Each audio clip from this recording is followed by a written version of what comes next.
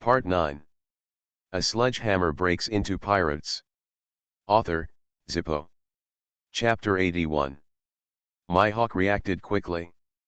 After sensing Lancelot's intention, he stepped lightly on his foot and quickly retreated.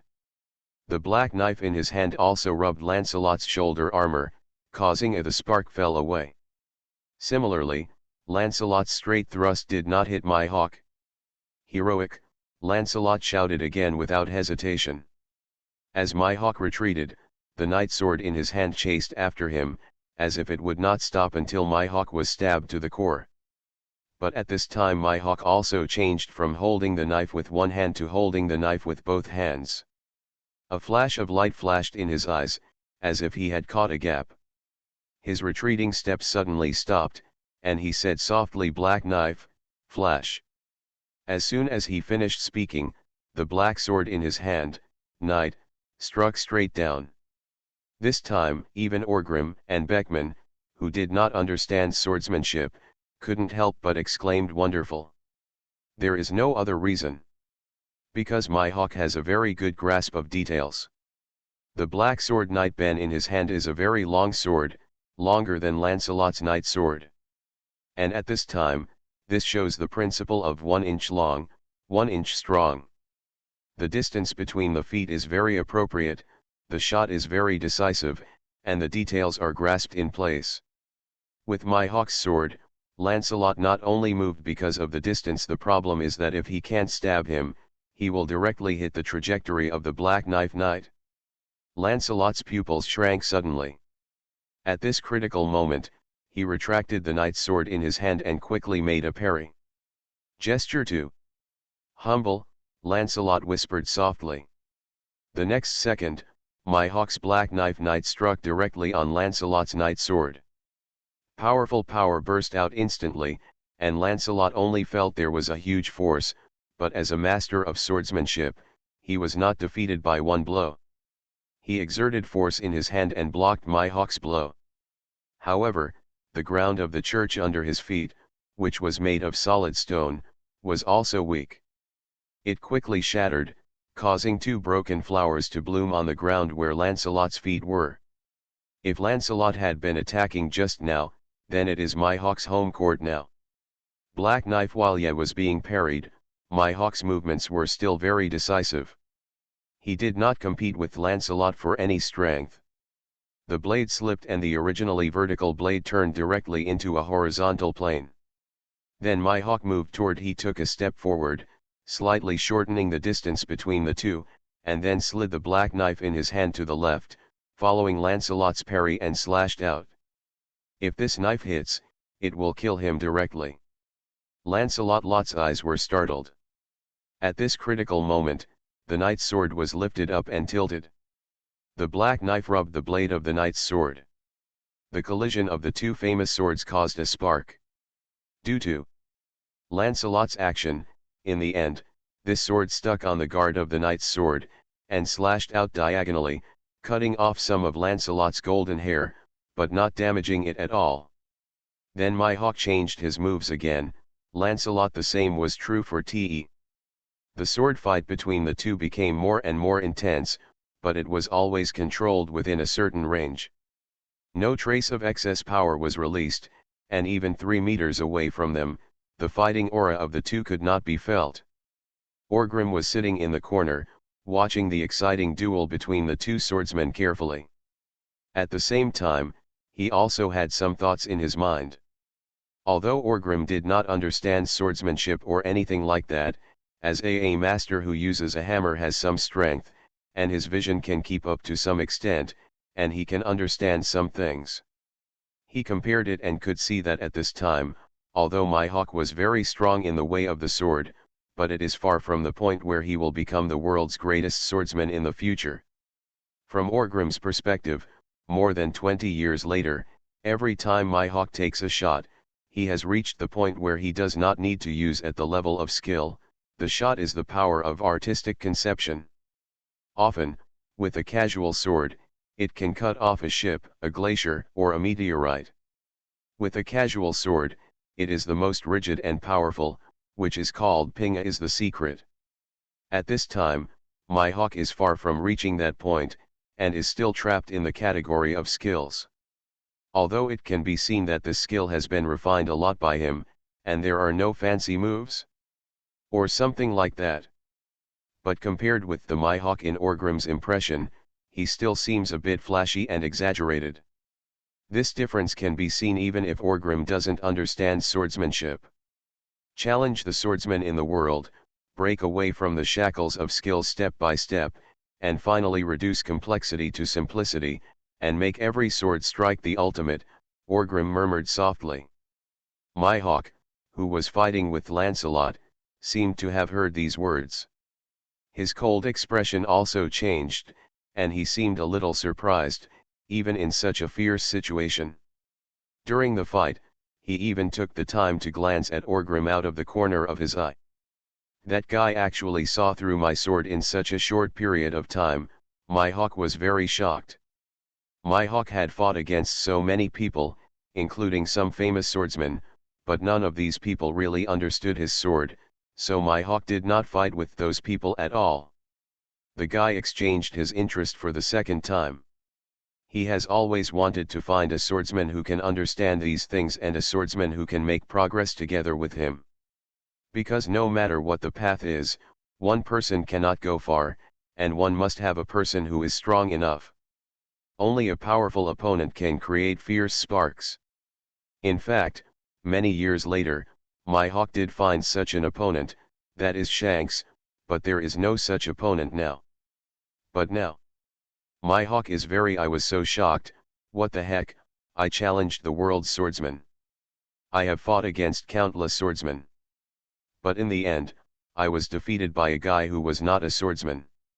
I sat in the corner and watched the battle for 3 to 5 minutes.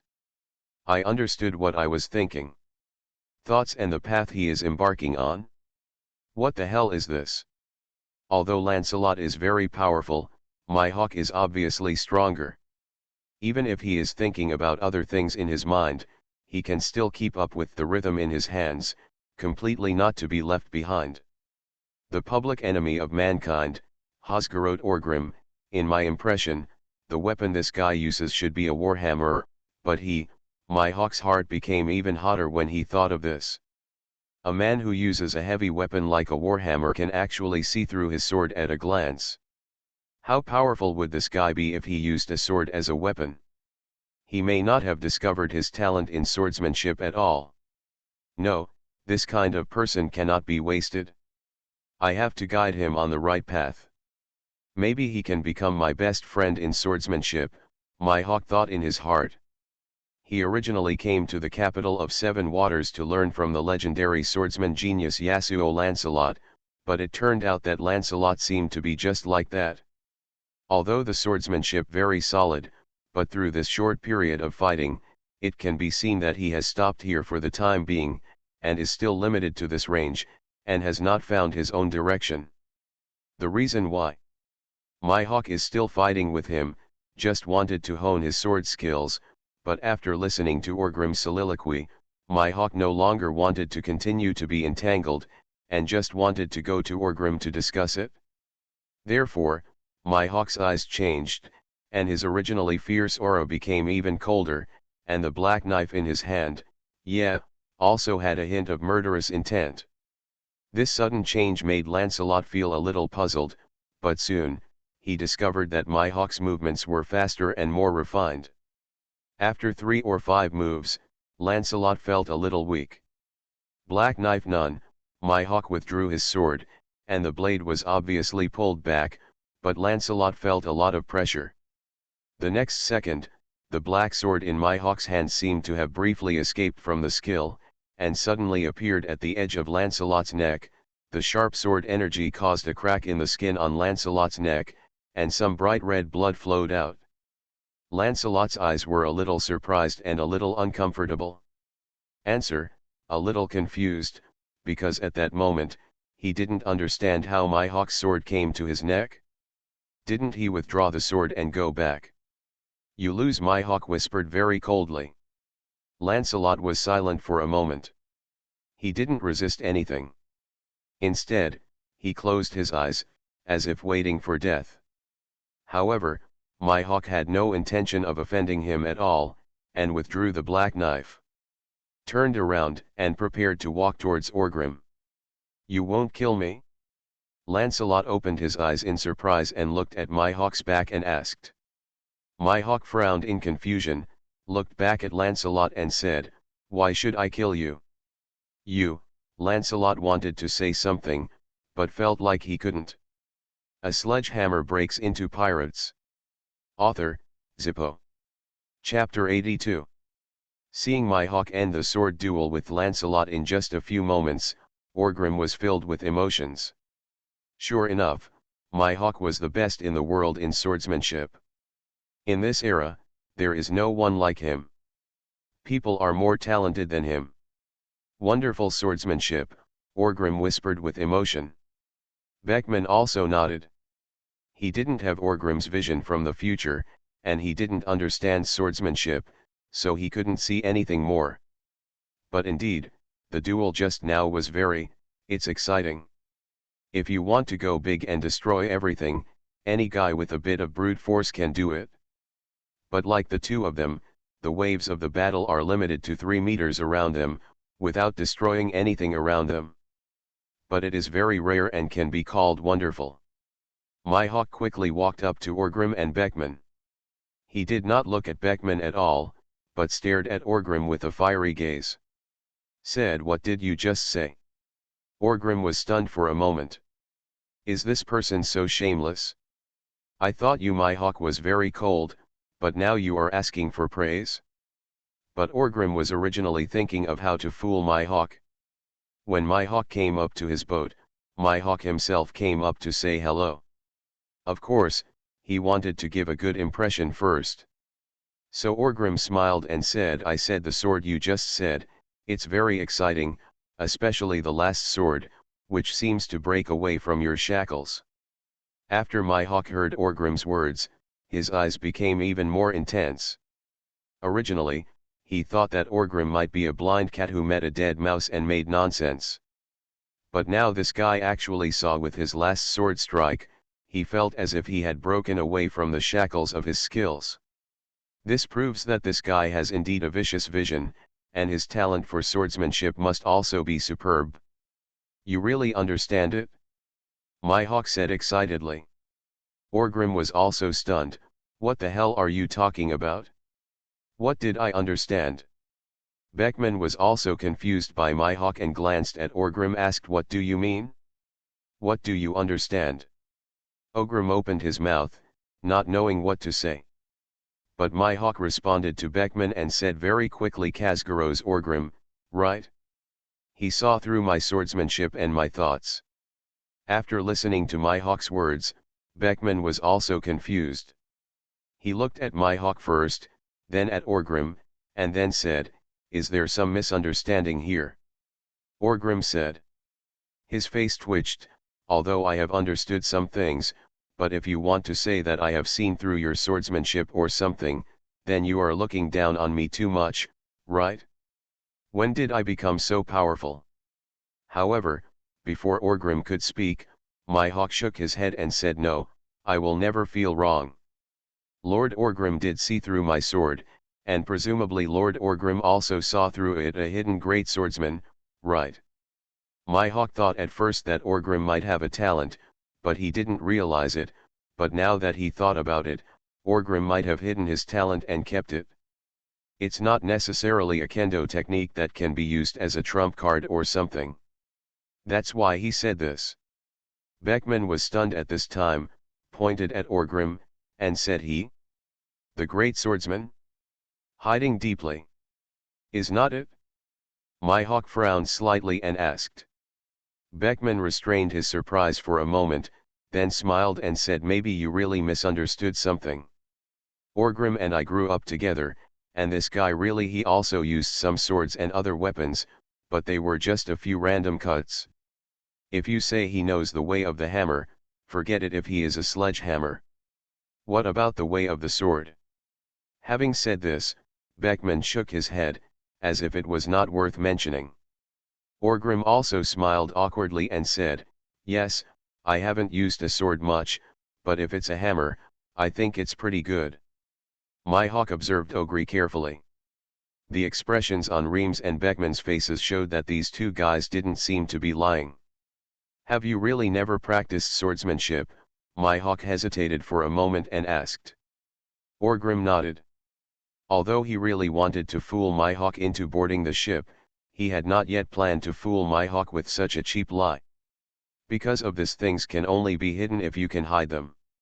So Orgrim said very frankly, I disappoint you, I have never practiced swordsmanship. Mihawk was silent for a moment after hearing this, and then he did not continue to dwell on this issue, but asked very seriously then, I have a presumptuous request, Sir Orgrim, could you please evaluate the sword I just made? Beckman was stunned again and looked at Orgrim, wondering if this guy really knew something. What made Mihawk so enthusiastic? Orgrim hesitated for a moment, then said, well, let me just say a few words. In my opinion, your swordsmanship seems to have reached a bottleneck. This bottleneck is the limitation brought by skills. Although skills are skillful, they are only within the scope of skills and have not reached that level. In a kind of Tao artistic conception, and you seem to want to break away from this limitation, and you already have this direction, it seems that you have achieved some results. For example, your last sword attack vaguely broke through your skills and achieved a higher level. Maybe you want to use the fight with the world's swordsman to continuously hone yourself and completely break away. This restraint allows the person to be the sword and the sword to be the person. No skills are required. Every sword is the ultimate in swordsmanship. These words are a bit mysterious, and Orgrim himself can't explain them clearly. They are mixed with some concepts such as the integration of swords and men in novels and martial arts in previous lives, but more importantly, he relies on the concept of swordsmanship. Some insights about Mihawk, the future world's greatest swordsman. But these words, to Mihawk's ears, were simply enlightening. He had vaguely figured out such a way. But I never thought of it in such detail as what Orgrim said. Especially the concept of people are swords, swords are people, Mihawk had never thought of it at all, plus the following the insight into his future made Mihawk feel enlightened, as if he saw a broad road. Can transcending sword skills lead to true swordsmanship? Mihawk murmured with some emotion. Then he looked at Orgrim with fiery eyes and said very excitedly, I am very sure now, Mr. Orgrim, you are a rare person in the swordsmanship in 100 years. Genius, I wonder where you got these ideas. Could you please give me some advice? Orgrim was stunned. What the hell are you talking about? As for how I got the opinion just now? Can I say that it was influenced by the martial arts masters in the previous life? I can say that I saw it. You in the future? So Orgrim hesitated and said, I can't explain clearly. I just felt it when I saw you duel just now. Is it possible to do this just by watching the game? Mihawk thought with emotion in his heart. He increasingly believed that Orgrim had a very strong swordsmanship talent, so after thinking for a while, he said, Your Excellency Orgrim, I strongly recommend if you can practice swordsmanship, maybe you will become a great swordsman. Orgrim smiled awkwardly. Mihawk seemed to have been deceived by him accidentally and became lame. Is this a shock to me? Do you think he will bow to you just because he wants to do it? However, Orgrim is not the kind of guy who doesn't know the importance of things. He becomes very happy when Mihawk praises him casually. He still understands how much he weighs. So he shook his head regretfully and said, I'm sorry, I think it's better to use a hammer. Smoothly. How could you think so? You are wasting your talent and committing a crime against the sword. Mihawk said anxiously. Beckman also took advantage of the situation and said, You two, this is not the place to chat. Mr. Mihawk, if you don't mind, would you like to sit somewhere else with us? After hearing what Beckman said, Mihawk, who was supposed to be very cold, nodded without saying anything and said, Okay, then I won't bother you. You are listening to novels at Bless Up channel. Wish you happiness and luck. How do you feel about this novel? Please like and leave a comment. A sledgehammer breaks into pirates. Author, Zippo. Chapter 83. In a shipbuilding yard in the capital of the Seven Waters, Orgrim was observing his large ship that was constantly being filled, and he felt a little emotional in his heart. It's almost time, he will be able to go to sea soon. Just as Orgrim was looking at the large ship being built, a slightly cold voice came from beside him. "Very nice boat, is it yours?" Mihawk asked, standing next to Orgrim with the black knight on his back. In the past few days, Mihawk has been hanging around Orgrim and Beckman, and invited Orgrim at every turn. He went to learn swordsmanship, and he was very enthusiastic and wanted to teach Orgrim himself. However, Orgrim was really not interested in that stuff, and he still had a lot of things in his hands that he had not yet fully understood. What had he learned? Color domineering, the development of fruit abilities, and he also wants to find a systematic plan for the development of physical skills. There is no way, who calls him from Yelazi, he has no background, and his current achievements can be said to be almost of the combat skills that come out of recklessness are based on intuition and figured out on their own. But in fact, Orgrim is really rough in physical skills.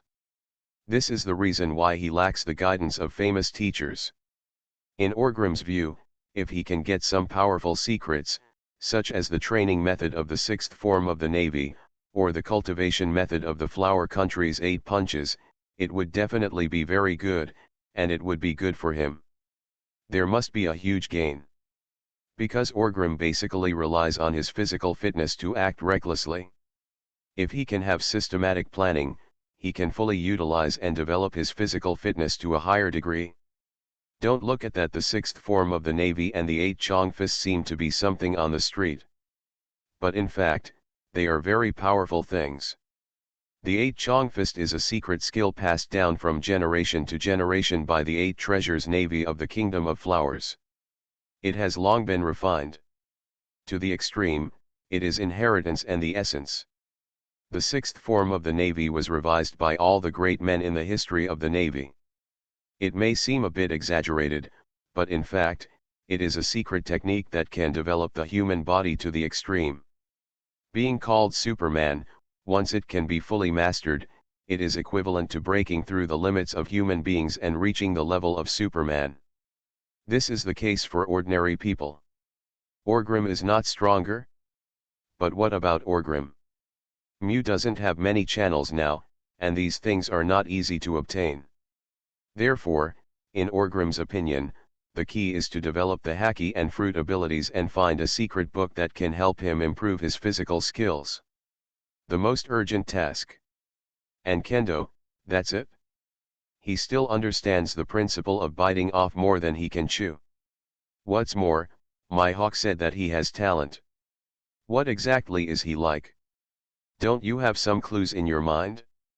So no matter what Mihawk said in the past few days, he almost begged his grandfather to sue his grandmother, but Orgrim was unmoved. It's up to you, if I go to learn, I will lose. Yes, it is the ship of our Warhammer pirates. In the future, it will sail across the sea and become a legend. Orgrim said with a smile, his tone was very confident. Mihawk nodded. Although Orgrim has not promised to learn swordsmanship by himself now, Mihawk still appreciates Orgrim very much. After these few days with the contact, he can be considered to have a deeper understanding of Orgrim. This guy is very strong, and the two of them have also fought against each other several times. Mihawk can fully admit that he is not his opponent. In Mihawk it seems that Orgrim is simply a pervert, especially his physical fitness. But the more this happens, the hotter his heart becomes. With such a strong physical fitness, if he can learn swordsmanship, it will be even more powerful. I once again recommend you to practice swordsmanship. Really, Orgrim, you will become a famous swordsman. Beckman said in a deep voice. Orgrim had a headache after hearing this. He waved his hand and did not take up the topic. Instead, he asked, by the way, Mihawk, What do you think now? My hawk was stunned for a moment. He didn't bother with this bastard Orgrim and changed the subject. After all, he has become somewhat accustomed to it in the past few days. Even he felt a little surprised. My hawk, what's going on? Why do you always want to change this bastard's mind? But tell him to give up, he's a little reluctant, ugh. Maybe this is because of my hawk's pure and ultimate pursuit of swordsmanship, right? Anyway, he just couldn't let go of Orgrim. My words, just as you guessed, challenge the world's swordsman, achieve your own path, and become the strongest swordsman, this is my dream. Of course, at this stage, I want to reverse your stubborn idea, my hawk smiled and said.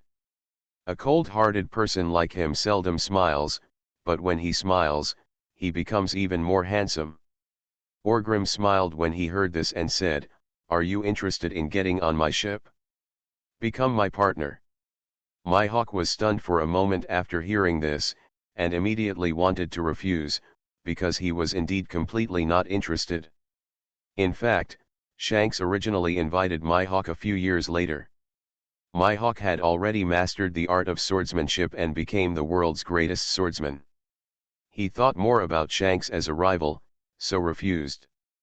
But now, my hawk has not yet mastered the art of swordsmanship, and he does not regard Orgrim as his opponent. He just feels that he cannot blindly blind such a promising young man. After all, even if Orgrim really learns the art of swordsmanship and becomes a swordsman, if you want to grow up to be my hawk's opponent, even if you have outstanding talent, you will not be qualified in just a few years. So now my hawk only regards Orgrim as a friend who can get along with him, and at most he has some obsession. Just when my hawk was about to shake his head, Orgrim said, don't refuse in a hurry, you can listen to what I have to say. My hawk pondered for a moment, and then said, tell me about it. You want to go to sea, find the world's swordsman, and hone your own swordsmanship. I understand this very well, but if you think about it carefully, there is no conflict between us at all, right? If you go to the sea by yourself, you are also going to the sea. If you go to the sea with us, you are also going to the sea. Moreover, the sea is the most lonely place. Aren't you alone? Orgrim said with a smile. My hawk nodded with certainty and said, I never feel lonely because I have a sword in my hand. You're just chatting to death right now. Orgrim was choked, but still did not give up, and continued, think about it again, if you build a small ship, it will not be fast at sea. Isn't it particularly inefficient? But our big ship is different. The speed is very fast, and our Warhammer Pirates group has a lot of people, so its future development will also be faster. If you join us, you can borrow these powers to find those powerful swordsmen, and it will be faster, right? It's better than you. Is it much more efficient for a person to inquire about information on the sea and then paddle a small sampan? My hawk hesitated after hearing this. This is indeed the truth. It is not that large pirate groups have invited him before. About half a month ago, the beast pirates found him by chance and invited him, but my hawk refused without hesitation. But Orgrim's words, my hawk didn't have any particular objection in his heart. Maybe it was because he had a very favorable opinion of Orgrim at first impression, right? And the contact over the past few days also feels very comfortable. But my hawk is still a little hesitant. After all, if you accept these benefits, you will naturally be responsible for the Warhammer Pirates. There is no free benefit in the world, my hawk knows very well. Seeing this situation, Orgrim continued, and I think it's not enough for you to challenge these swordsmen. Swordsmanship is swordsmanship, but fighting against hundreds of families, using this kind of power, to temper your own swords are equally important, aren't they? My hawk nodded secretly upon hearing this, feeling that Orgrim was right. In fact, after my hawk became the #1 swordsman, not only did he choose to fight against, not only is he a powerful swordsman, but he has also begun to look for masters in other fields. For example, when fighting a war, he wanted to spar with Whitebeard. And I, Orgrim, also have the ambition to fight with these heroes and win or lose with the heroes. In the future, the Warhammer pirates will encounter countless powerful enemies. These are all materials that we can use to hone ourselves, right? Orgrim said softly. Mihawk's eyes wandered, and he seemed to be more moved. At this moment, Orgrim grinned and said, I will take you to find Jin Lion Shiki. As soon as he finished speaking, Mihawk's eyes flashed and he asked in a deep voice, is this true? A sledgehammer breaks into pirates. Author, Zippo. Chapter 84. I have to say that this guy Shiji is indeed very powerful. He is not only a strong man with devil fruit abilities, but also a famous swordsman. It can even be said that there is no real world number one in the world's swordsman, and Shiji is the person who stands at the top of the current swordsmanship. And the reason why he failed to become the world's greatest swordsman in the true sense may also be because he is not pure. After all, he is not just a swordsman. But that doesn't mean that Shiji doesn't love kendo anymore. When this guy escaped from prison, he didn't need his feet, but he had to get those swords back. This is a manifestation. Mihawk had previously announced in the newspaper that he would challenge the Golden Lion Shiji. The reason was simply because Mihawk wanted to see how big the gap was between him and Shiji, and he wanted to learn from Shiji. Learn something from the base. However, although Mihawk is somewhat famous, it is nothing compared to Shiji. A big boss who sits at the top of the pirate force. Who is Mihawk? At most, he is just a rookie who has just emerged. He may have unlimited potential, but his strength is just that. Therefore, Shiji, who was busy with everything, did not go to Mihawk at all, which made Mihawk a little embarrassed. He said a lot of harsh words, but it turned out that the real owner didn't like him at all. It's strange that this feeling can be better. When he was in the New World, it was not that Mihawk had never looked for Shiji, but the problem was that Shiji was one of those erratic people. Even the Navy headquarters was unsure of his whereabouts. Mihawk was alone. It's a small sampan, so it's really hard to find Shiji. Even if he met Shiji by chance, Mihawk wouldn't be able to get up while they were flying in the sky. So Mihawk felt very sorry about this. And indeed, even if Mihawk became the world's greatest swordsman in the future, until Shiji fell into the hands of the Straw Hat Pirates, Mihawk was not able to see Shiji or fight with him. This has also become a big regret in Mihawk's heart. Although Mihawk doesn't know about this now, he has to say that he has some obsession with Shiji in his heart, the kind of obsession that a swordsman has. Originally, there was no way to find Shiji and I could only wait for fate on the sea. But the result was good. Now I heard Orgrim said that he could take him to find Shiji. It's strange that Mihawk is not moved. Of course it's true. Orgrim nodded and said. Mihawk frowned when he heard this, and then asked with some doubts, to be honest, I have searched for Shiji many times, but the flying pirates have always behaved strangely. Even the Navy headquarters has there's nothing you can do against them. Can you find Shiji? It's not surprising that Mihawk was suspicious. After all, Shiji is so coquettish. This is also an important factor in his ability to defeat the heroes, because it seems that the opportunity is always in Shiji's hands. He has always been the one to fly to the sky pirates. When it comes to making trouble for others, no one has been lucky enough to find trouble for Shiki. This is Shiki's biggest advantage, mobility and initiative. Orgrim smiled and said, to tell you the truth, when the Warhammer pirates came out of the North Sea, their main purpose was to find the flying pirates. I will tell you frankly that I wanted to join the Golden Lion. Mihawk glanced at Orgrim in surprise. Although the contact time was not long, Mihawk could feel the arrogance in Orgrim's chest. Originally, Mihawk thought that such a person should not a guy who would be inferior to others, right? Why would Orgrim actually say that he just wanted to join the Golden Lion?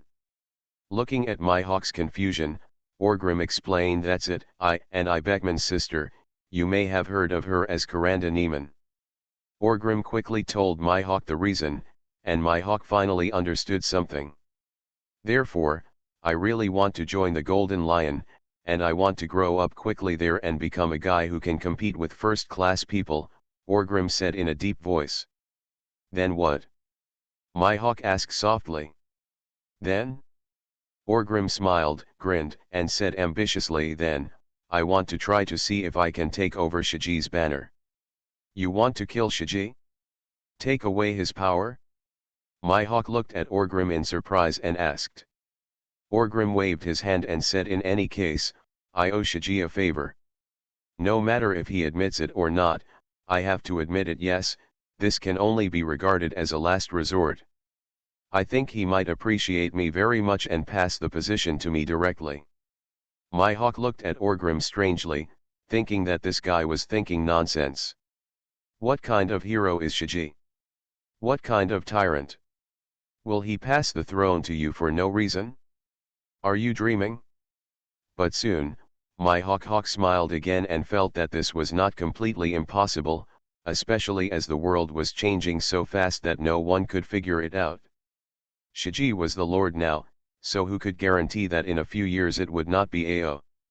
Does Grim rule the roost? After all, Orgrim has this potential, doesn't he? No matter what development Orgrim will have in the future, Mihawk feels that he should be the one he can get in touch with now, and he is the most likely to see it. The channels and characters to Shiji. Mihawk even vaguely felt that if he missed this opportunity, he would probably never be able to see Shiji. This feeling, it came out of nowhere, but it was also a bit unbelievable. Therefore, maybe as long as you enter the new world, you may be recognized by Shiji and be actively invited by him to join the Golden Lion, the Sky Pirates? Mihawk asked. Yes, I'm 90% sure, because Shiji is a very ambitious and courageous guy, Orgrim said in a deep voice. Mihawk nodded secretly when he heard this, and put himself in Shiji's perspective to figure out the matter. There is a cotter under him who is the sister of Orgrim and Beckman. After Orgrim and Beckman enter the new world, will they take the initiative to send someone to contact them? The answer is yes. If Shiji wants to dominate the world, he needs more power. Once Orgrim enters the new world, it will be tantamount to completely proving his ability and strength. With a little training, he will inevitably become powerful with his fighting power. Shiji has no reason not to be tempted. Thinking about it this way, Orgrim and Sky can be regarded as like each other, right? After all, Orgrim was interested in joining. Shiji only needed to send someone to contact him, and the two sides could quickly reach an agreement. If he joins the Warhammer Pirates, he will be able to meet Shiji naturally. When the time comes, challenge him, a guy who has an unjust name and bad words but is indeed worthy of being the #1 swordsman. It seems that he has no chance at all. Question. As for challenging Shiji, will it bring any bad influence to Orgrim and the others? Mihawk never thought about it. Just kidding, if Shiji had such a little tolerance, it would be impossible for him to achieve his current hegemony, okay. In other words, if I go with you, I might very well end up working for Shiji? Mihawk said with a somewhat self-deprecating smile. Gee ha ha ha ha, yes, that's true, but Shiji's opponents are all strong, aren't they? And, are you really not interested in this? Orgrim laughed and asked. Mihawk asked himself, if he could stay under Shiji for a while, and often go to Shiji for discussion, maybe he could get some advice from Shiji. Listen. Although it sounds a bit strange, there is nothing shameful about the way of swordsmanship, and the expert is the teacher. Mihawk is not such a pedantic person. He is even happy about it, because it can help him get closer to his dream. It goes one step further, doesn't it? You're right, I'm really interested. To be honest, I don't particularly care about your previous conditions and benefits, except Shiji, my heart is moved. Mihawk said with a smile. Gee ha ha ha ha ha ha, I am also excited. When the time comes, I will challenge him on the first, third, and fifth, and you will challenge him on the second, fourth, and sixth. Just give him a weekend to rest, and I will annoy him to death. Orgrim laughed and said. Mihawk smiled, then looked at the big ship being built, and said softly, it seems that it would be good to stay with you for a while, but Orgrim, if one day I want to leave and pursue my own path, I think there shouldn't be such a day, because I will support you in pursuing your own path. This is respect for the strong and respect for your companions. But if it comes to the time when you have to leave, I will also start a fight. A grand banquet to send you off, Mihawk, this is my promise to you. Orgrim whispered responded. After hearing these words, Mihawk put a smile on his lips and said, in this case, please give me some advice in the future, Captain. A sledgehammer breaks into pirates. Author, Zippo. Chapter 85. Mihawk joined the Warhammer pirates, but the news could not spread in a short period of time, because Orgrim and others were still building ships in the capital of Seven Waters. Time has passed for a while. Although there is no longer the raging of Orgrim, the enemy of mankind, the world is still in chaos. The Navy headquarters continues to exert efforts in the New World, with some achievements, but more of it is in embarrassment. At this time, the Warring States General was very angry. In the Marshal's office at Marine Headquarters Marineford, Admiral Sengoku was reporting some situations to Cyborg, the current Navy Marshal. Tactically, we have victory, but strategically, it is still a situation of defeat. Those bastards in the New World can really keep their composure. As long as our Navy exerts its strength, they can temporarily put aside their disputes and deal with us together, even if not quite a concerted effort, but, when the Warring States General said this, he shook his head helplessly. But is it difficult for two fists to defeat four hands? Marshal Cyborg took up the conversation and murmured softly. Cyborg Kong has been the Navy Marshal for many years. It can be said that Sengoku, Garp, Ahe, Zifa and other Navy bosses are all he single-handedly promoted him. Therefore, he has a high prestige in the Navy and is deeply respected by the senior Navy generals. Although he is unwilling to admit it, he has to say that the situation in the New World is really corrupt to a certain extent. The Navy is in, there is no competitiveness at all. Many countries have defected, and most of them have merged under the banner of Shiji and Whitebeard, becoming countries that regard pirates as their protectors. However, these countries have not announced their separation from the world government. The world government is also very embarrassed. You said punish them, but they have no choice but to say that your world government can't protect them. And you can't punish them. Now your world government doesn't have much power in the New World. Strength, not to mention, these countries have given the world government some face, and have not announced their separation from the participating countries. It can be seen that they have been forced to join the pirates, and punishment is impossible. Yes, in the future, if the world government can reverse the situation and regain a foothold in the New World, then these countries will inevitably return to the embrace of the franchised countries. Therefore, the world government pretends not to know, does not see it, and does not mention it. Not to mention, it makes it seem like there is no such thing at all. Similarly, the power of the Navy is still declining, and the situations it can control in the New World are getting less and less. It is getting worse and worse. Whenever the Navy, when they want to seize the opportunity and do something, those damn pirates can unite. They are not very close. They even put aside their disputes temporarily and do not form any alliances. They just have a tacit understanding to attack the Navy first and then take over the Navy. After things got messed up, they closed the door to create conflicts within the pirates. This made the Warring States General very helpless, because he was currently handling the situation in the New World, and in the end, it didn't produce a good result. On the contrary, they retreated again and again.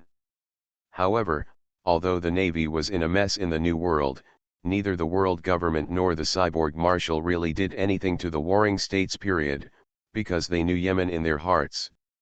This situation is corrupt. It is not Sengoku's fault that he is like this. On the contrary, he has been able to stabilize until now, which is already very good. It can be said that his ability is very outstanding. If Sengoku is reorganized now because of the things in the new world, he will be happy. It's not the world government at all, it's the pirates of the new world. So although Sengoku didn't make any big achievements, no one said anything about him. What was the tactical outcome? Marshal Cyborg suddenly asked. The warring states general was stunned for a moment, and then quickly said, Swanyu Hunter Katarina Depen, the fleet led by Zifa caught this cunning guy and is escorting him to evacuate New Zealand. What about the world? Peng, Marshal Cyborg was also a little surprised. Needless to say, the first-rate forces in the New World are Shiji, Whitebeard, and Roger. But there are still many second-rate forces, such as Kaido, Charlotte Lingling, and the 8 Treasure Navy. Green Pepper or something. These people are all powerful guys, and Katarina Depen is also one of them. Among female pirates, she can be regarded as someone who is on par with Charlotte Lingling in terms of reputation. Of course, there is still a lot of difference in terms of strength. But she is very cruel, and can be said to be the public enemy of men. If you want to ask why, it's because this guy is ugly, but he also likes stinky beauty very much, which makes her very disgusting. This is bearable, but she likes to hunt those beauties and collect their heads. Isn't this perverted? At this stage, Charlotte Lingling is concentrating on her 10,000 kingdoms Totland and has not done anything too outrageous. Therefore, Katarina Depen has become the so-called most vicious female pirate. You can also see everyone's dislike for this guy. As long as you catch this bastard, tell Zifa to come back as soon as possible. The headquarters will take over the handover and send him to Impelton as soon as possible. After Marshal Cyborg came to his senses, he nodded and said, although Katarina Depen has nothing to do with the New World, after all, she is only a second-rate person, and can even be said to be the bottom of the second-rate. But why? Said, this can be regarded as some comfort to the Navy. It has killed a big pirate. In name, it can be used to cover up the ugly. Already arranged. The warring states general nodded and said. Marshal Cyborg responded, and then remained silent for a long time. His tone was a little heavy, but he still slowly asked warring states, if it doesn't work, just withdraw most of the New World's power and leave behind some basic points, let's take a break, make plans again. The warring states general listened to Marshal Cyborg's words, and his expression was a little tangled. In fact, the Navy continues to waste time in the New World, which is of no benefit at all. It is also under great pressure, making it very embarrassing, and will also affect other aspects. Arrangement. But if we really want to withdraw the power of the New World, it is still difficult to make this determination. It is not that no one has advised Sengoku like this. For example, that guy Garp said these words. Sengoku himself can also see that the New World, it can be said that it is hopeless now. We can only wait for a change, wait for an opportunity, and intervene again. But if he wants to give up, warring states is still a little reluctant. Marshal Cyborg looked at warring states' hesitant and entangled expression. He also sighed and whispered softly, warring states, we all think highly of you. You are destined to be the Marshal of the Navy in the future. This time is to train you. You have to understand that our Navy has been here for 800 years, ups and downs many times. What kind of scenes have you never seen? But in the end, standing at the top of the sea is still our Navy headquarters, even now. The warring states general nodded silently. This is indeed the truth. The Navy has been ups and downs many times. It is not that it has never experienced worse situations than this. But now, those thorns in the past have long since disappeared, but the Navy is still the same. He is the overlord of the sea. You have to understand a truth, don't care about the gains and losses of that city or place, the New World, although it is known as a paradise for the strong, after all, it is only a small part of the world. As a naval admiral and a future marshal of the Navy, you have to look further. What the Navy must take care of is the justice of the entire world. Not justice in the New World, understand, Steel Marshal Dundon taught. The Warring States General nodded. He still knew this truth. After all, the New World is just a new world and does not represent the entire world. If you save people and lose land, everyone and land will be saved. If you save land and lose people, everyone and land will be lost. If you continue to break up, you will be subject to chaos. Warring States, please withdraw. Marshal Cyborg sighed and said. These words sounded very plain, but the Warring States General felt the courage from the Navy Marshal. And this kind of courage is what he lacks at the moment. He needs to learn something. After being silent for a long time, the Warring States General looked up at Marshal Cyborg, nodded and said, "Yes, Marshal." "Well, go down and make arrangements." Marshal Cyborg waved his hand and said, "You are listening to novels at Bless Up channel. Wish you happiness and luck. How do you feel about this novel? Please like and leave a comment. A sledgehammer breaks into pirates. Author, Zippo. Chapter 86. Near the New World Portal Sea, a huge warship of the Navy headquarters was now in dilapidated condition and was slowly sinking. There are many broken deck wreckage on the sea around the warship, and a large number of Navy are now holding onto these wreckage, floating on the sea, looking very embarrassed. What's even more surprising is that the Navy headquarters Admiral, Black Wrist Sci-fi, was also clinging to a piece of deck debris at this time, with blood flowing from his forehead, and he was floating on the sea in a state of embarrassment. I don't know how long they have been floating, but soon, two equally huge warships arrived here. Garp stood on the warship's head with a gloomy look. After seeing the wreckage and the fallen Navy, he quickly said, "Organize a rescue and be sure to find Zifa, the Navy has been doing this all this time." Preparation, and at the same time began to evacuate out of the New World one after another. Garp was also sent to sit near the sea area in order to cover the evacuation of the Navy's troops and prevent big pirates from taking advantage of the chaos. As a result, this morning, I suddenly received a request for help from Zifa's warship.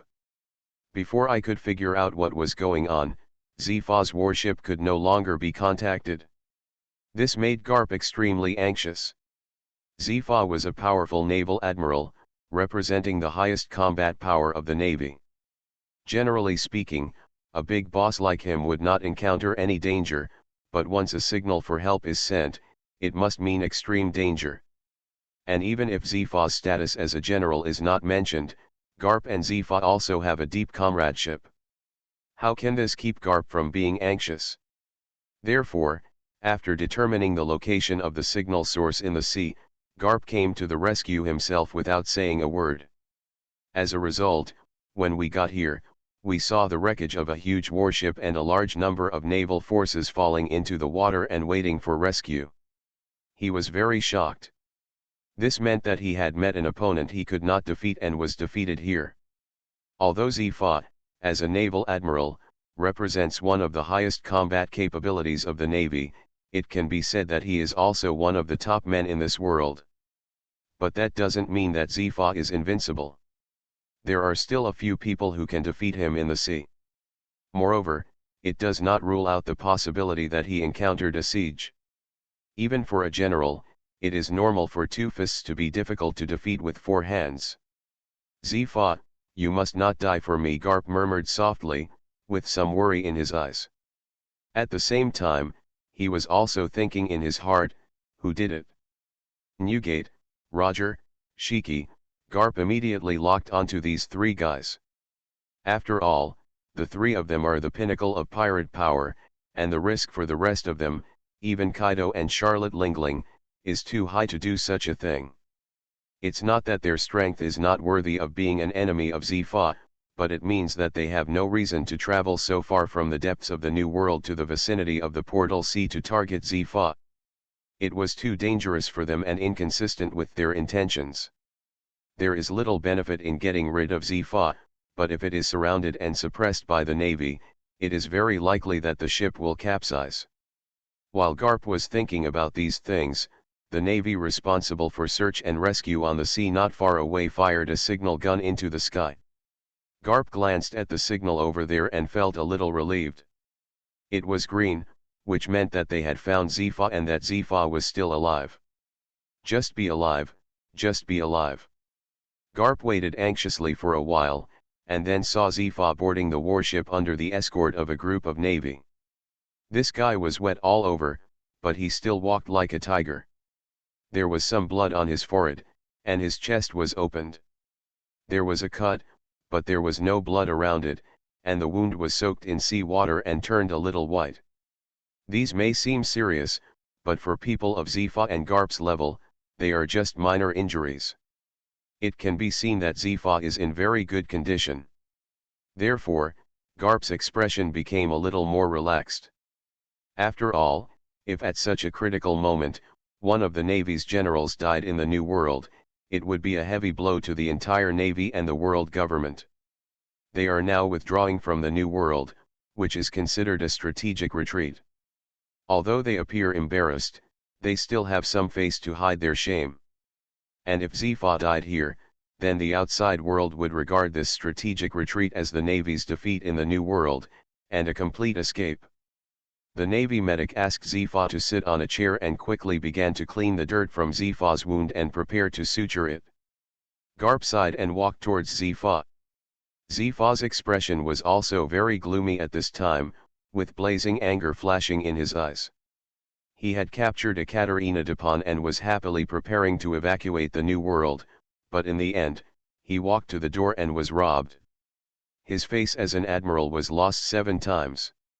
7 or 8. This is not the most heartbreaking thing for Sci-fi. What makes him most heartbroken is that his subordinates suffered heavy losses this time. Sci-fi, Garp came over, looked at Sci-fi's embarrassed appearance, and called out softly. When Sci-fi heard this, he looked up, slightly twitching the corners of his mouth and said, "Thank you very much, Garp. This is nothing, let's talk about your situation." "Who did it? What happened?" Garp asked quickly. In fact, although he asked, after seeing Sci-fi's state, Garp already had an answer in his mind. He came to support very quickly, half a day at most, and he could do it in such a short time. In a short period of time, Sci-fi's warship was defeated, and not many people left. Judging from Sci-fi's condition, he didn't look like a person who had lost. After all, his injuries were not very serious. If he had lost in a head-to-head fight, it must be much worse than now, and he may even die here. On the contrary, he looked like he was suppressed not long after the fight, then the warship was destroyed, and the opponent quickly ran away after grabbing something. Sci-fi couldn't even chase him. As for the person who can do this, Garp is already somewhat certain. "Shiki," Sci-fi said in a deep voice. After hearing the name, Garp sighed slightly. It was no different from what he guessed. "I don't know what happened, but that guy suddenly appeared in the sea area and launched a surprise attack from the sky. After I fought with him for a while, the warship was destroyed by him, and Katerina Dupont was kidnapped by Shiji.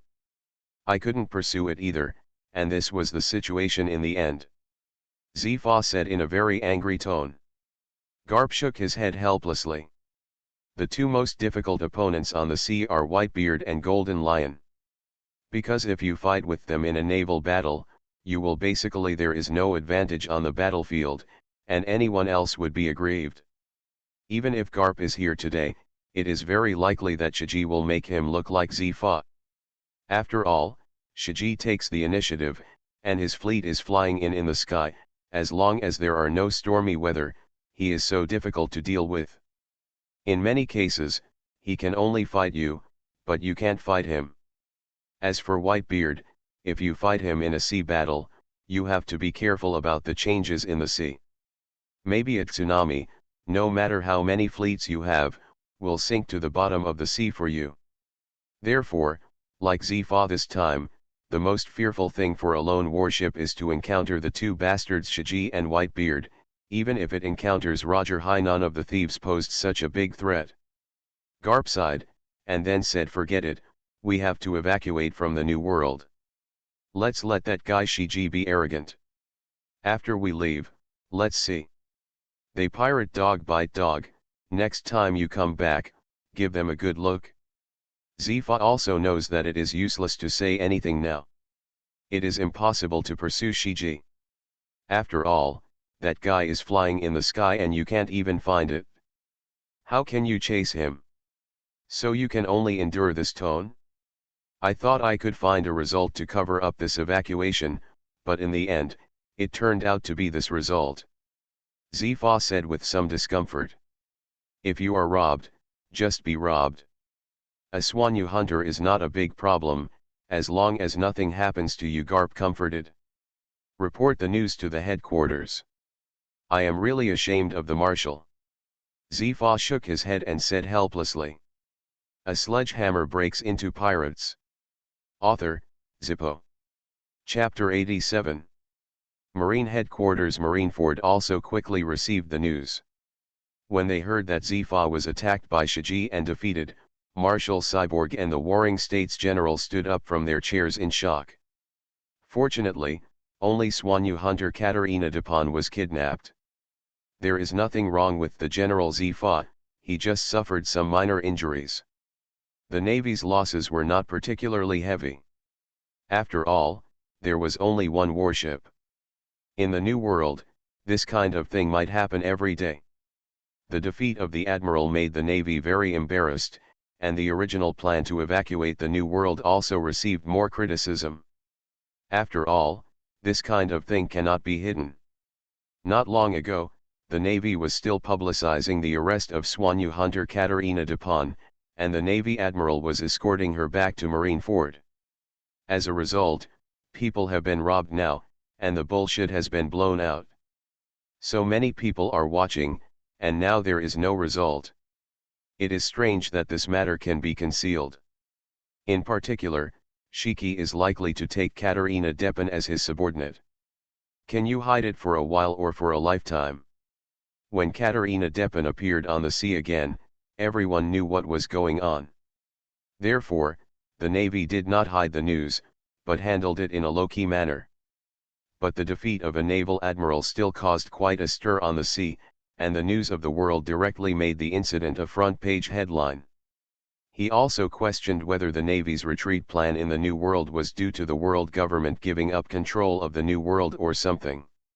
Of course, the world government also quickly began to respond, looking for people to publicize the fishing boat, bribe the News of the World, and so on. At the same time, through this incident, Mr. Shiji's popularity skyrocketed again, and he also proved it to everyone in the New World. Shiji can not only fight the civil war and deal with you bastard pirates. He can also fight foreign wars, and he can still fight vigorously in the Navy, and even a naval admiral can defeat him. But it doesn't matter. After all, considering Shiji's status, it seems that this kind of thing is not beyond the scope. The first half of the Great Line, the capital of the Seven Rivers. Orgrim's huge battleship has been built. It won't be too long before the Warhammer pirates can reappear on the sea, and Orgrim can also leave the capital of the Seven Waters. This was just right, he was tired of staying in the capital of Seven Waters. Sitting on a broken deck on Hulk Island, Orgrim held the latest newspaper in his hand. What was published above was the news about the defeat of Admiral Black Karmzepha in the New World. To be honest, Orgrim was a little surprised at this time. He was not surprised that Zifa would be defeated by Shiji. This was normal.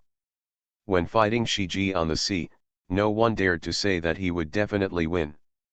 On the contrary, Shiji usually had a higher chance of winning. Even Zifa is no exception to this.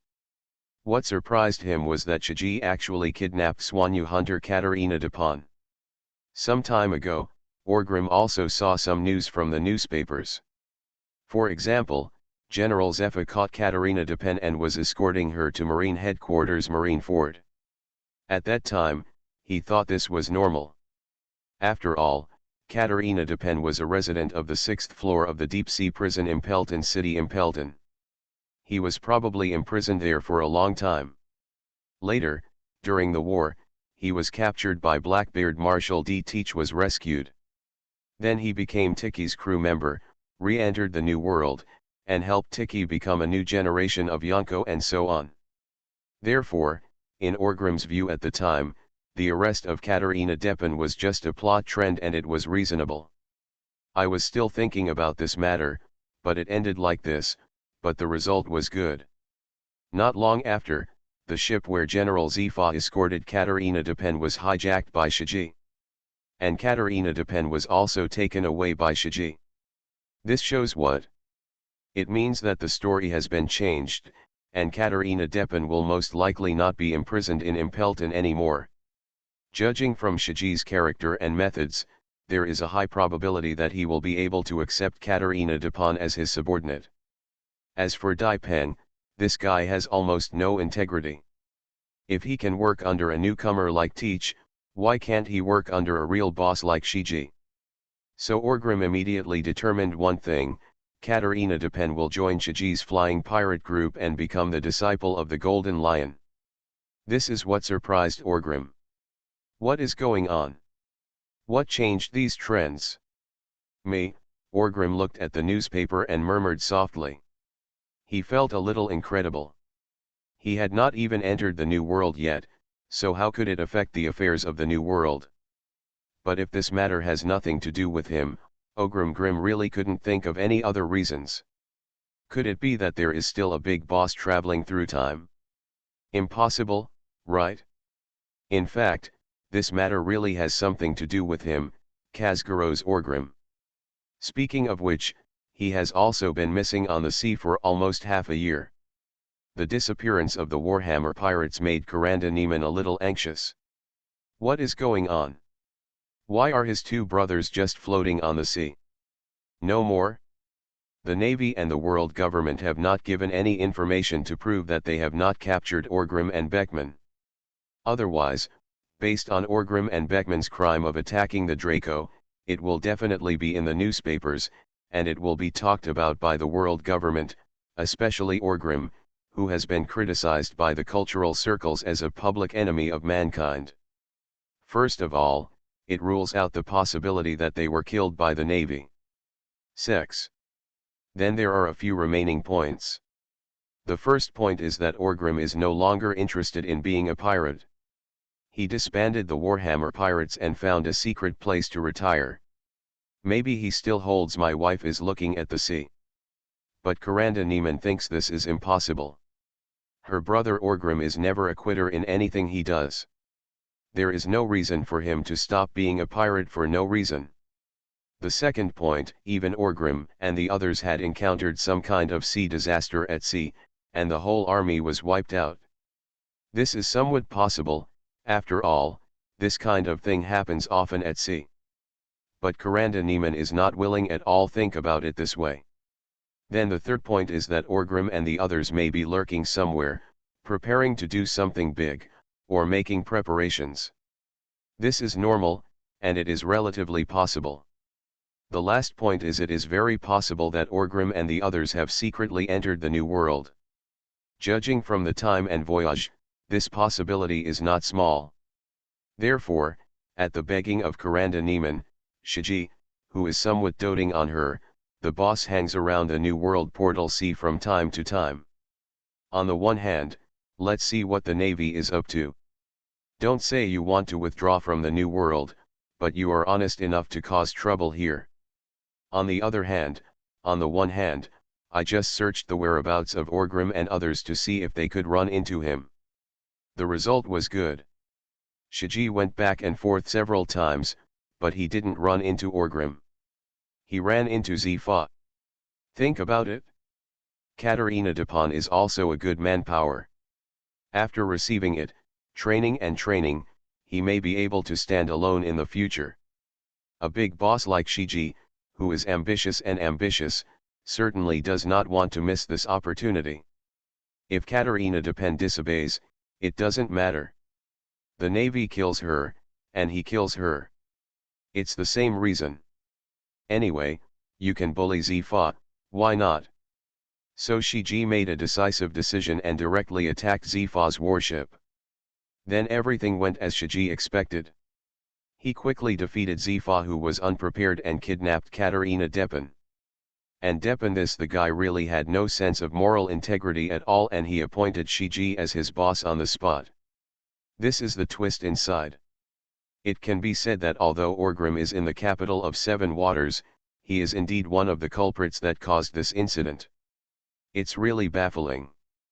It seems that in the future, we need to look at the world from a developmental perspective and not be limited to our own fixed thinking. Orgrim put the newspaper away and murmured with some emotion. A sledgehammer breaks into pirates. Author, Zippo. Chapter 88. In the shipyard of the capital of Seven Waters, Orgrim was observing the shipbuilding work. It can be said that this domineering battleship has been built, and now it is undergoing some finishing work. A huge narwhal horn is being installed on the bow of the ship, which also features Beckman's design. Whaling is the old profession of Orgrim and Beckman, and both of them have an extraordinary preference for it. So both of them strongly requested Master Tom to install a huge whaling crossbow on the ship. After all, Master Tom deserves to be the world's #1 shipbuilder. After thinking about it for a few days, it was decided to transform the ram into a whaling crossbow. At this time, the narwhal hitting its horn is such a design. The sharp, narrow, and extremely strong unicorn design can quickly cause huge damage and open a big hole in the ship when it hits an enemy ship. When pursuing a long-distance pursuit, the horn can turn into a whaling crossbow and be ejected. There are also some designs similar to Beckman's previous designs, so there's not much to say. Anyway, whether it's whale hunting or boat fishing, they are all very powerful. In addition, the narwhal's mouth can also be opened. Once opened, it will be a giant cannon. This is a high-end product specially bought from Doflamingo. Under normal circumstances, one cannon can fire. Sinking a ship is a strong threat even to the warships of the Navy headquarters. The color of the entire ship is dark black, dotted with gold-edged patterns. It is mysterious, cold, but not out of style. What surprised Orgrim was that this ship rarely used wood. Wherever it was needed, the treasure tree atom was used as a material. The entire ship's structure is made of a synthetic metal. While it is light, it also greatly enhances the ship's defense. Although it cannot keep up with the heavy armor, it is no worse than the base Hu atom. This kind of metal was smuggled from the country of the future by Master Tom at a large price. It is considered a cutting-edge material, but to be honest, it does not meet the market demand, so it is rare. After all, the current mainstream of the shipbuilding market is still wooden ships. Most people do not trust metals, alloys, and the like, and are deeply afraid that the ship will sink while running. If it weren't for the fact that the ship needs to have a powerful diving function, the airtightness and pressure resistance of the wood are not very suitable, Master Tom would not have used this material. But Orgrim didn't mind. The battleships in his previous life had already evolved to the point of being ironclad, and he had long been used to it. Orgrim even felt that this might be one of the future development directions of ships. But considering that this is the world of pirates and the ships are all kinds of strange, he didn't say much. This huge warship has 3 floors of buildings on the hull and 5 decks below the hull deck, which can accommodate 3,000 people. It is also equipped with 320 naval standard artillery pieces, as well as some special naval guns, such as super large caliber artillery that collides with angles. When Orgrim asked Doflamingo for 500 cannons, Doflamingo almost spit out a mouthful of blood without being frightened. In the end, the two of them worked together for a long time before Doflamingo gritted his teeth and sent 400 cannons. This can be regarded as consuming all the high-end artillery in Doflamingo's weapons category in Bihai. Orgrim said that he did not ask Doflamingo to equip a fleet or anything, but in fact, he did not have less firepower than a fleet. In my heart, I am also very grateful to the young master who has not yet debuted in Bihai, and I secretly made up my mind that if the young master debuts in the future, as an old pirate, I must take more care of him. In the end, the entire ship was loaded with 320 guns, and the remaining 80 guns were stored in the ship's warehouse as spares. If the ship can be fully loaded with supplies, ammunition, and the like, then this ship can support 3,000 people sailing at sea for half a year, which can be said to be very powerful. It can be used as an ocean-going ship. After being filled with supplies, it can fight guerrilla warfare with the navy for half a year at sea without going to the island. Do you think it is strong? This means that the survivability of the Warhammer pirates has increased significantly. The navy wants to block the nearby islands to cut off the supplies of Orgrim and others, so as to capture them. This plan is equivalent to impossible. The ship has 3 huge masts that can hold up huge sails, and there are also 7 small masts that can increase the speed and ensure the flexibility of the ship. In addition, an outer wheel device has also been installed. Even if the mast is broken, it can still maintain a certain amount of power to facilitate escape. Even in the most critical situation, it can open the gun port on the bottom deck and use huge row oars serve as power for evacuation. Theoretically, as long as you are brave enough, you can also use this boat to cross the windless zone. After diving into the water, the ship will automatically seal, and then activate the huge water pumping device inside the stern, which can extract seawater and squeeze it out to use as power. Of course, the outer wheel can also play a certain role and become an auxiliary power during stealth. But this device is only the first generation. After running at full load for 3 days, it must be cooled, otherwise it will easily explode. In other words, this ship can support deep-sea submersion for up to 3 days. But that's not bad. If you want to dive in the deep sea, you have to consider not only power, but also oxygen. This ship can only provide oxygen for 3,000 people for 3 days at most in a closed state. No matter what happens, we will have to float up, otherwise we will all die of suffocation in the sea. The exterior of the cabin can be said to be very well built, but the interior seems a bit barren. It's not that Master Tom is not good at this, it's mainly because Orgrim has no money and can't afford the interior decoration of this big ship. So it was in a mediocre state. However, the most important thing about a ship is the structure and hull materials. Orgrim does not dare to be stingy about this. As for the interior, it doesn't matter. When you have money later, you can add it later.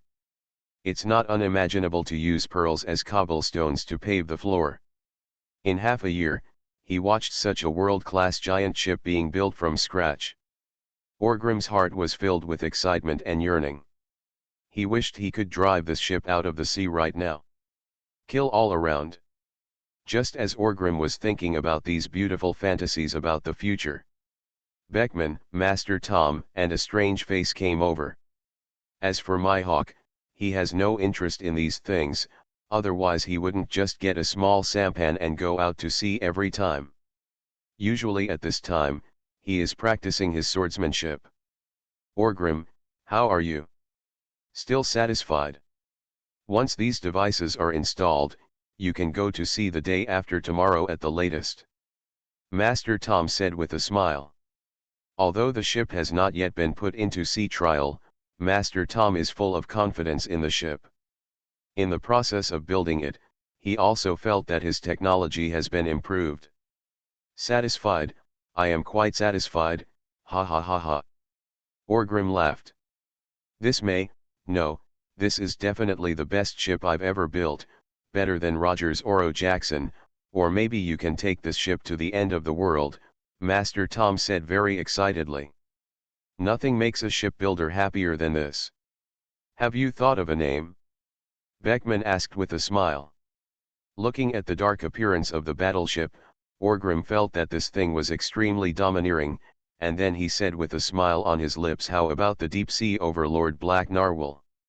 Beckman's eyes lit up when he heard the name. After all, the name Orgrim was really unbelievable. He thought Orgrim would create something like Warhammer, Orgrim, and Beckman, where's the name? This is probably the best name you, bastard, have come up with in these years, Beckman said with a smile. Gee, ha ha ha ha ha, are you looking down on me? Orgrim laughed and said. After a few people chatted about this topic for a while, Master Tom turned sideways, pointed at a handsome fishman guy standing behind him, and said, "That's right. I haven't introduced you yet. This is my brother, Vincent Dan. Don't you want to find a powerful shipwright? I wrote a special letter to invite him from Fishman Island." Orgrim was startled, and then thanked him. "Thank you so much, Master Tom. It's nothing, I also want to find a shipwright that I can trust for my baby." Master Tom said with a smile. "You are listening to Novels at Bless Up channel. Wish you happiness and luck. How do you feel about this novel? Please like and leave a comment." A Sledgehammer Breaks into Pirates.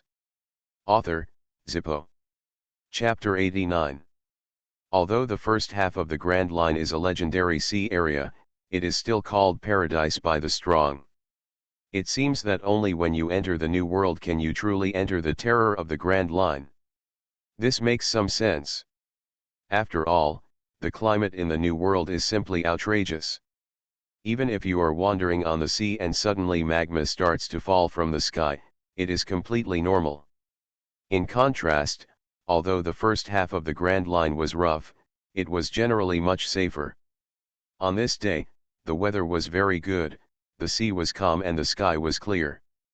The warm sea breeze blew slowly, causing some slight waves on the calm sea surface. From time to time, you can see seabirds flying from the sky, diving into the sea, and picking up one or two fish. Looking at the entire sea area, there seems to be no ships. This is the most common sight on the sea. After all, no matter how many ships there are, they can't compare to the width of the sea. Sometimes, if you are unlucky, it is quite normal to not see a ship for 10 or 8 days. However, at this moment, the sea seemed to become less calm. The sea duck that was originally floating on the sea seemed to sense the abnormality first, and flapped its wings and left the sea. Sure enough, in the next second, a huge sea beast about the same size as an ordinary ship jumped out from under the sea, rolling up several huge waves on the calm sea. This sea beast looks a bit like a whale, but it has long limbs, sharp fangs, and is extremely aggressive. Theoretically speaking, as long as it does not meet the Neptune species in the sea area, it can be said to be the overlord here. It seems that Neptune species rarely appear in the sea area, so it is indeed the overlord in this area. But at this time, this sea area overlord seemed to be very frightened, and his animalistic pupils were full of fear. While jumping out of the sea, his limbs were constantly struggling and waving in the air, as if he was in a panic and couldn't choose the way to go. At this moment, a huge unicorn whaling crossbow burst out from under the sea and accurately pierced the belly of the sea beast. Then the internal mechanism of the horn was activated and exploded, like a cross hook, it was firmly nailed into the body of the sea beast. A large amount of blood began to spurt out. When the sea beast landed on the sea, the surrounding sea area was dyed red with blood. The frightened wailing sound kept coming, and the sea area overlord seemed not to accept its fate and struggled to swim away. But the narwhal whale crossbow was wrapped with a thick iron chain, just like a fishing line, locking it firmly. Not long after, the sea, which was already not very calm, once again set off huge waves. Then a dark black domineering narwhal hit its horn and broke through the sea surface, followed closely by a battleship that looked very huge and extremely powerful. This is the Warhammer Pirates Deep Sea Overlord, Black Narwhal. The transparent annular ceiling cover began to retract into the cabin from the inside of the deck, revealing the true appearance of the battleship. At this time, Orgrim, a strong man, was standing in front of the collision angle, holding a whale crossbow in his hand. His arms were constantly exerting force, and his muscles were bulging. The huge whaling crossbow in his hand was connected to a dark iron chain, and at the end was the sea beast that was escaping in embarrassment. Behind Orgrim, there were also Mihawk, Beckman, Vincent Dan, Nightingale, and Hank. As for Plank, this guy has already reached the highest mast, which is an observation deck with the best view on the entire ship. Mihawk's expression was a little surprised at this time, but he didn't say anything. But the new shipwright Vincent Dan was different. His mouth was opened hugely and his eyes had incredible expressions. As the younger brother of Master Tom, he is naturally a member of the Murloc tribe. His shipbuilding skills are very good, and his strength is also extraordinary. He is stronger than the average Murloc tribe. But even so, he didn't dare to say that he could wrestle with a sea beast, especially one so big. But what about Captain Orgrim, who is a human at this time?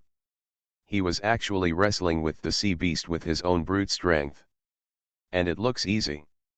Captain, this whaling crossbow can be fixed on the deck.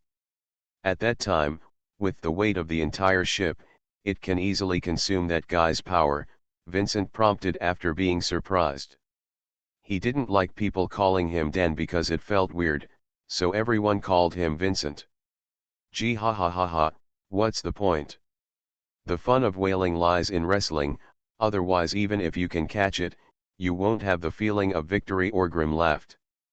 At the same time, his solid arms exerted force again, and the muscles continued to surge. The powerful force supported him, and his feet were actually retreating. Vincent was shocked. Damn, are you dragging a huge injured sea beast backwards in the sea?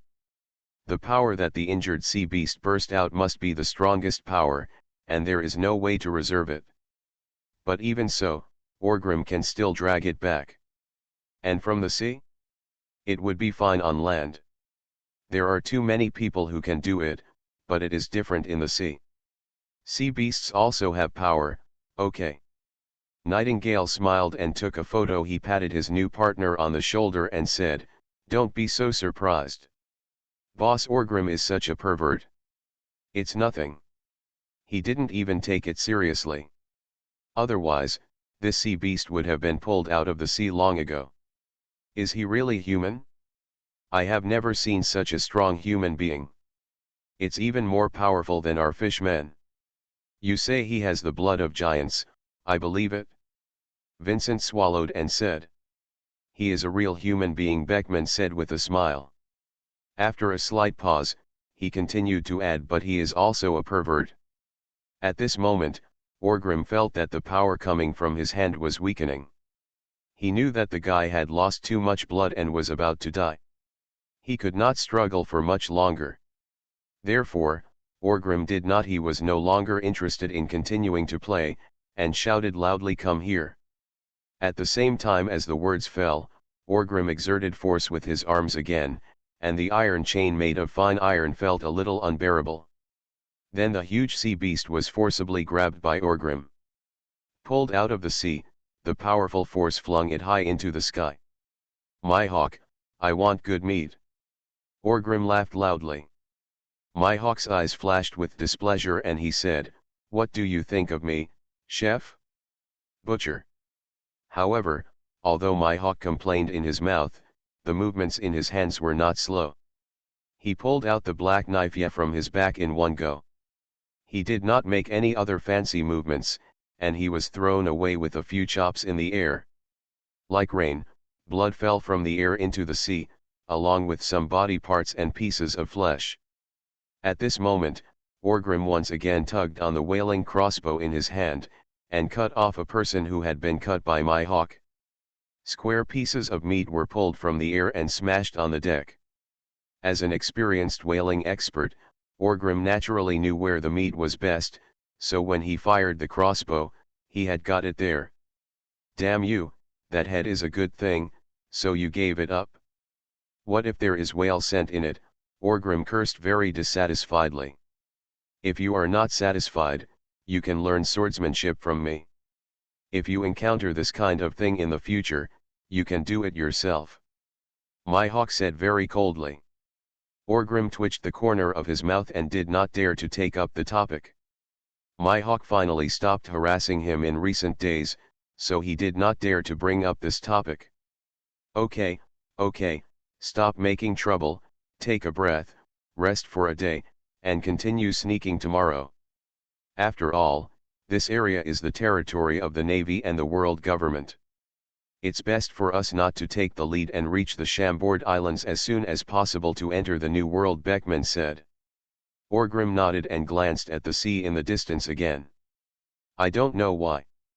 In this sea, from any angle, the sun never sets and it is always daytime. What the hell? It's not consistent with common sense at all, but when you think about it, this is a world of pirates. If it doesn't fit in, then it doesn't fit in. This is indeed the territory of the world government, the island that never sleeps, Judiciary Island. In this sea area, Ogre Mew is not planning to cause trouble here. Come up here to get some air and let the pumping power device cool down, then continue to sneak in. Additional update of flowers, I checked the quantity, there is still one more update left, I will make up for it tomorrow. Dear bosses, keep sending flowers, I feel like I can still do it, don't pity me. A sledgehammer breaks into pirates. Author, Zippo. Chapter 90. In the cabin of the deep-sea overlord, the Black Narwhal, Orgrim was sitting on a comfortable seat with a book in his hand. This is the captain's study room. There are many books in it, most of which were stolen, and some of them were taken away from the Alabasta Palace. To be honest, this scene really doesn't fit well with Orgrim. He is a muscular man over 2 meters tall, almost 3 meters tall. He is sitting in the study, holding a book in his hand and reading it. No matter how you read it, it makes people feel strange, okay? Especially there is a domineering and ferocious war hammer placed in the corner of the study, which makes it even more out of place. You said you are such a reckless man, what kind of books are you reading? Wouldn't it be nice to swing a hammer and get a headshot? After taking a breather the day before, the Black Narwhal has dived into the sea again. It won't be long before it reaches the Shampoo Islands. There was a knock on the door, and before Orgrim could speak, someone from outside pushed the door open and came in. It was Beckman, the only one who was so casual. The others would more or less wait for Orgrim's consent before entering. As soon as he entered the door, he saw Orgrim really sitting there and reading a book seriously, which made him a little funny. What are you doing?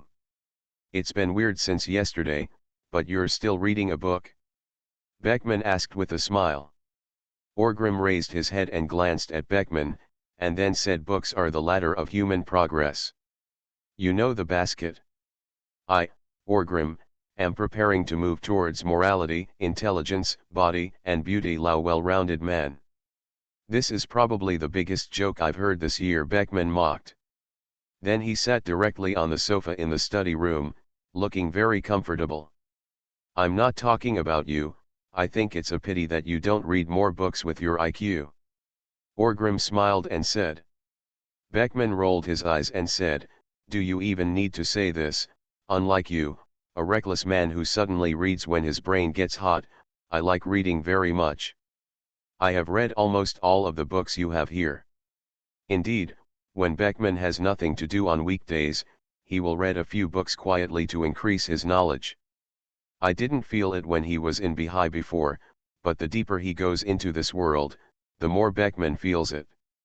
His smart mind is somewhat insufficient, and he seems to have no understanding of many things. Sometimes it seems that he does not know as much as a reckless man like Orgrim. This makes the proud Beckman feel a bit of a crisis. He can't defeat him.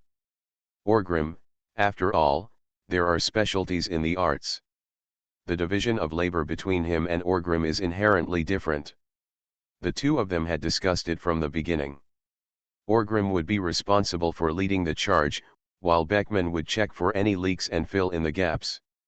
Make suggestions and be a good assistant.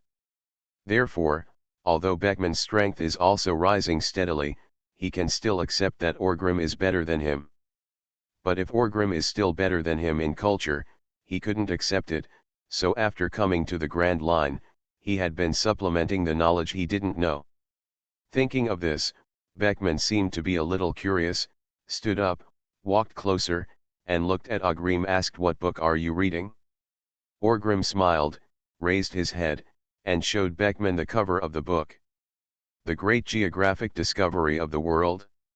"The latest issue. How did you get the idea to watch this?" Beckman asked. "The Great Geographic Discovery of the World is a book about geographical knowledge, but surprisingly, this book was not written by one author. It was written by a group of authors, who continued to add and fill in, and became a work on geography and culture. It has a history of more than 200 years. This is nothing. The editors of this book are all different. No matter who they are, as long as you have unique discoveries, you can invite manuscripts to fill in this book." Therefore, Orgrim even saw a chapter written by the Roger Pirates just now. It was an article about the Water Star Island.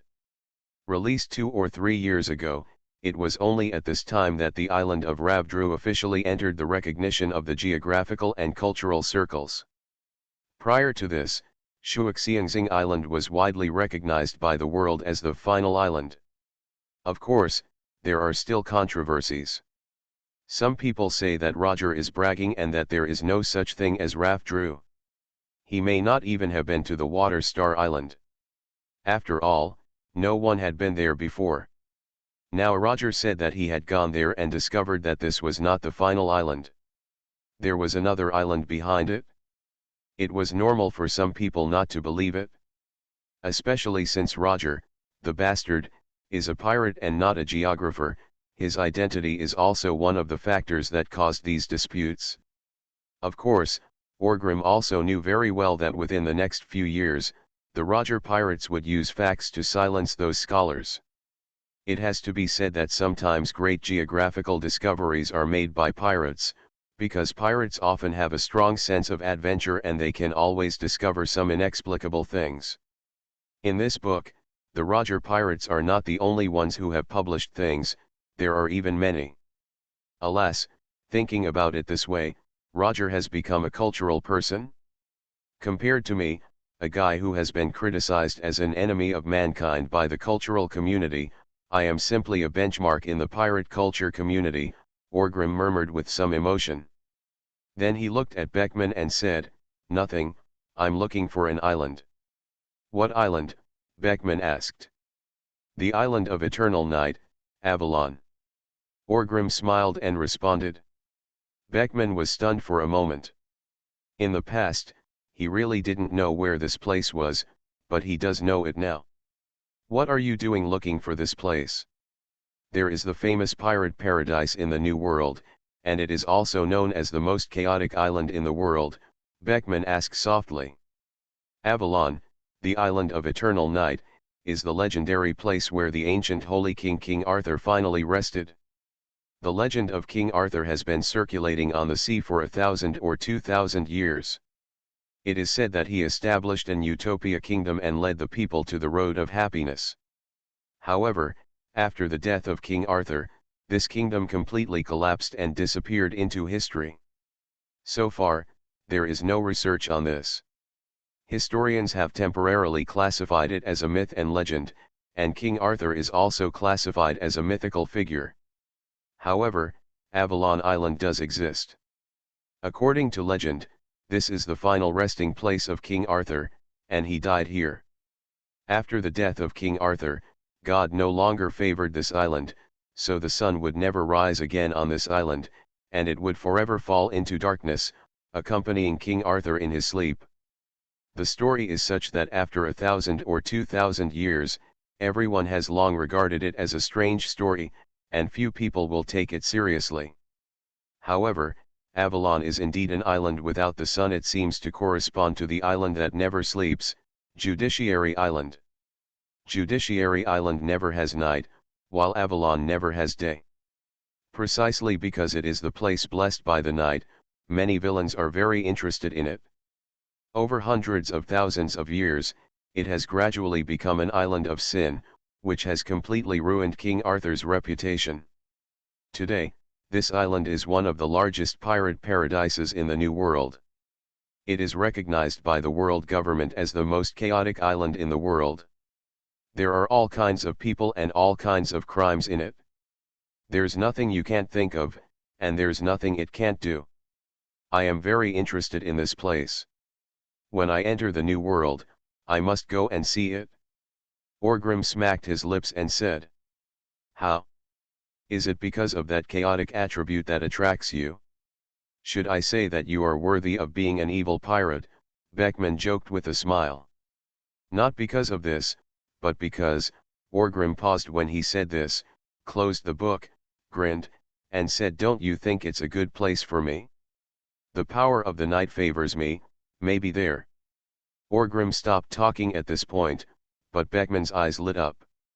"Yes, maybe there, Orgrim can maintain the power of the night and become very powerful."